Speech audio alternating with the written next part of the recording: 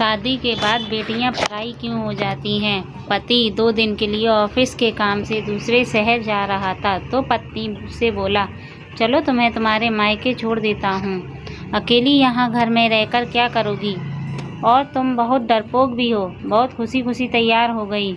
मायके का दरवाज़ा खुला था। माँ और बाबा बाहर बालकनी में बैठे खाना खा रहे थे, अचार और चटनी के साथ। हालचाल पूछने के बाद उसने अपने बाबा से कहा, आप तो कभी अचार और चटनी के साथ रोटी नहीं खाते, तो आज क्यों? तो बाबा ने कहा, बेटा जी कभी कभी खा लेनी चाहिए, इसका भी अपना अलग ही मज़ा है।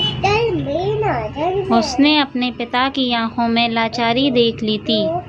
उतने में भाभी बाहर आई और चेहरे पर झूठी मुस्कान सजाए पूछने लगी, रहने आई हो?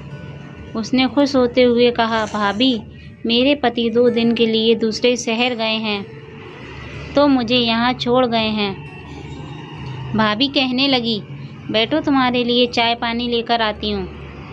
वह भी अपने माता पिता के खाए हुए बर्तन समेटने लगी और कहने लगी कि मैं भी भाभी की मदद कर देती हूँ और साथ ही भैया से भी मिल लूँगी। यह कहते हुए वह अंदर चली गई।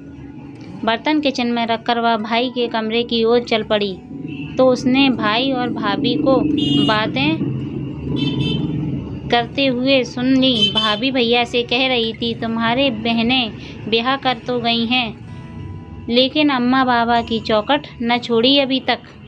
जिसका भी दिल करता है मुंह उठाकर बच्चों समेत चली आती हैं। तो भैया गुस्से से कहने लगे, तेरा क्या खाती हैं, यहाँ नहीं आएंगी तो और कहाँ जाएंगी? तो भाभी ने भी दनदनाते हुए कहा, बस अब मुझसे नहीं होती तुम्हारे खानदान वालों की सेवा। तुम्हारे माँ बाप को संभालती हूँ, उन्हें खाना देती हूँ, यही एहसान समझो। भैया और भाभी की बातें सुनकर वह सन्न रह गई।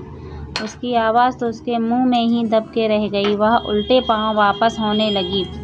थोड़ी देर बाद फ़ोन पर झूठ मूठ का बात करते हुए वह बाहर निकली। अच्छा माँ जी, आप लोग आए हैं गांव से, पहले ही बता देते तो मैं मायके नहीं आती। अच्छा आप परेशान ना हो, ऐसा करें आप तब तक पड़ोस के घर में बैठें, मैं अभी आती हूँ। माँ बाबा ने देखा तो आश्चर्यचकित होकर पूछने लगे, बेटा क्या हुआ, अभी आई थी और अभी जा रही हो?